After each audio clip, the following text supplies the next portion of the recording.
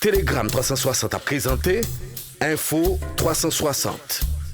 Info 360, un condensé actualité journée en 360 secondes.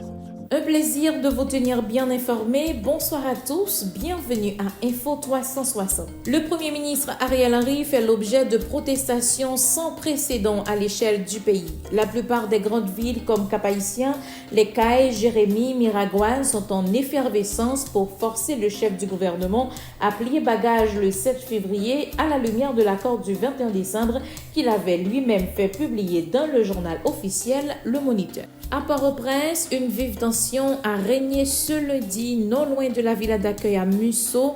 La police a fait usage de gaz lacrymogène pour disperser des manifestants qui exigent le départ du Premier ministre Ariel Henry.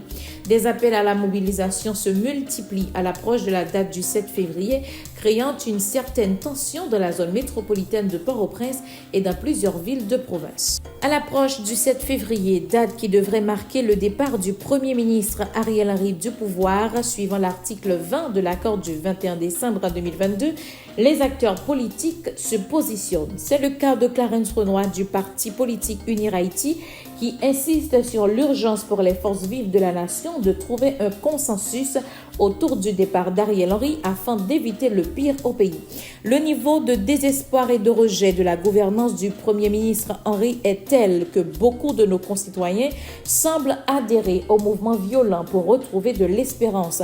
Unir met en garde les forces de l'ordre contre toute répression aveugle contre la population sans défense, peut-on lire dans une note de presse rendue publique par le parti dont l'ancien journaliste est le coordonnateur national. Premier ministre Ariel Henry, l'histoire a regardé, le monde entier a regardé nous comme peuple. Après plus passé 30 mois ou passé seul dans tel pays, ou pas arriver calmer douleur peuple haïtien après assassinat président Jovenel Moïse. Ou pas réussi à redresser bateau national la cap coulé en bas et calamité et misère insécurité. Jodia, Premier ministre Ariel Henry, tant arrivé pour vous en tant que patriote et chrétien pour prendre une décision pour sauver le pays, démissionner, quitter ça.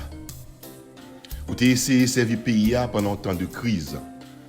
Malheureusement, vous n'avez pas réussi à rassembler la famille haïtienne. Je dis à monsieur le Premier ministre, il faut que vous évitez le pays, guerre civile qui a menacé là. Et monsieur le Premier ministre, il faut qu'on adresse les forces de sécurité, la police a clamé contre la population qui est pauvre, qui est en misère et qui a crié contre l'insécurité. Trop sang coulé déjà. Nous ramassons trop de cadavres déjà. Pour sa part, Maître Michel André souligne que le 7 février, il n'y aura pas de passation de pouvoir parce qu'il n'y a pas eu d'élection.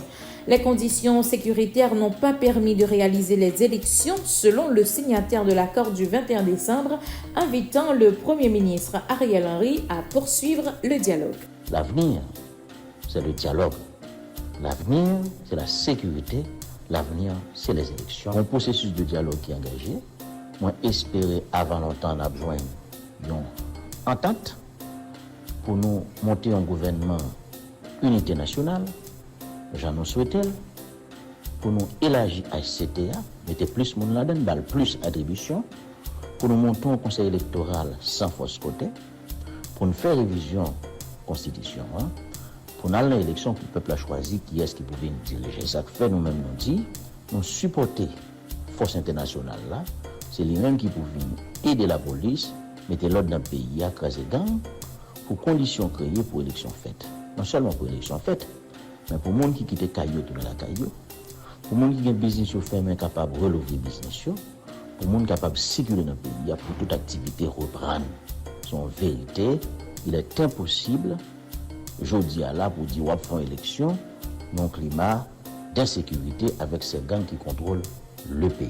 Autre sujet, le Kenya et Haïti travaillent sur un accord de réciprocité qui devrait être finalisé dans 2 semaines, selon le secrétaire général du ministère des Affaires étrangères du Kenya. Une fois signé, les forces kenyanes seront immédiatement déployées en Haïti, a déclaré Corinne Singway. Le gouvernement kenyan ne va pas attendre la décision de la Cour d'appel avant de déployer ses forces en Haïti, selon ce haut responsable du ministère des Affaires étrangères du Kenya. Tout ça doit connaître sur ce qui passe dans le pays d'Haïti à l'autre côté, Info 360. Et sur le plan international, au moins 160 incendies de forêt actifs brûlent à travers le Chili, alors que les équipes d'urgence se précipitent pour sauver les habitants des communautés en feu. Des images aériennes à travers le pays montrent des dizaines de véhicules aux côtés de plusieurs maisons réduites en cendres. Le président chilien Gabriel Boric a déclaré 2 jours de deuil national pour les plus de 100 personnes décédées jusqu'à présent dans les incendies. S'exprimant lors d'une conférence de presse tenue dimanche 4 février 2024, après avoir visité les zones touchées, Boric a averti que le nombre de morts allait augmenter de manière significative. Il a souligné que le ministère chilien de la Défense déploierait davantage d'unités militaires dans les zones touchées et mettrait à disposition toutes les ressources nécessaires. Et pour finir, le président sortant du Salvador, Nayib Bukele, a affirmé avoir été réélu pour un second mandat dès le premier tour de la présidentielle dimanche avec plus de 85% des voix.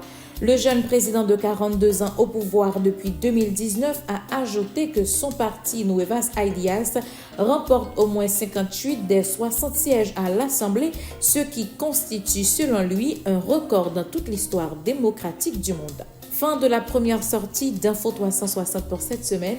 Merci de l'avoir suivi. Au revoir et à demain.